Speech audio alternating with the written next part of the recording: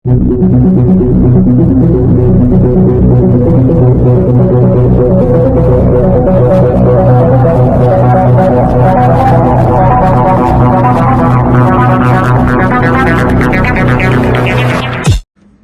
ముఖ్యమంత్రి జగన్మోహన్ రెడ్డిని ప్రజలు చేత్కరించిన, నీ పరిపాలన మాకొద్దని చెప్పి తరిమి కొట్టిన, సిగ్గు లేకుండా ప్రజలను తప్పుదోవ పట్టించడమే లక్ష్యంగా పెట్టుకున్నాడు.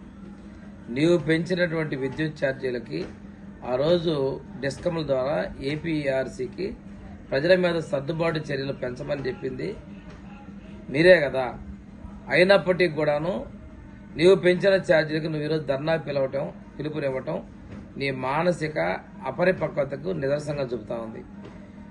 2022-24 మధ్య 19,884 కోట్ల రూపాయలని మనకి ఇచ్చిన దానికన్నా అదనంగా నువ్వు ఖర్చు చేసింది వాస్తవం కాదా?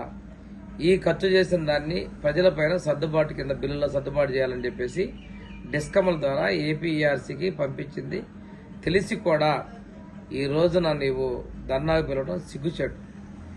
అది ఏదైతే మీరు ఏపీఆర్సీకి సర్దుబాటు ఛార్జీల కోసం పంపించినటువంటి దాన్ని ఎన్నికల సమయంలో ఆపివేయించి ఎన్నికలు వచ్చిన తర్వాత ఆ ఏపీఆర్సీ ద్వారా మనకి ప్రజల మీద ఈ సర్దుబాటులు పెంచమని చెప్పి ఉత్తర్వులు ఇప్పించింది వాస్తవం కాదా?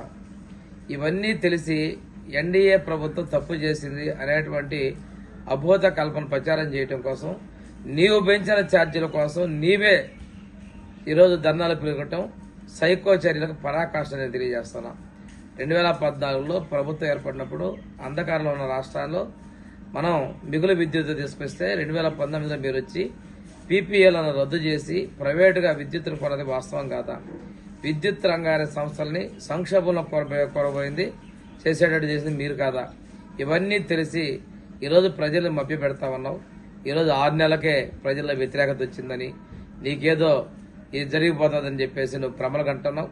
శాశ్వతంగా ఈ రాష్ట్రం నుంచి నేను తరిమి కొట్టారు. అయినా కానీ నీ పిచ్చి చేష్టల వల్ల ఆంధ్రప్రదేశ్ రాష్ట్రం విసిగిపోయిన విషయాన్ని కూడా మర్చిపోకుండా మీరు ఈ విధంగా చేయటం చాలా జుగుత్సాకరంగా ఉందని కూడా నేను తెలియజేస్తూ ఇటువంటి పిచ్చి పనులను మారుకోమని చెప్పేసి గత ముఖ్యమంత్రిని విజ్ఞప్తి చేస్తాను.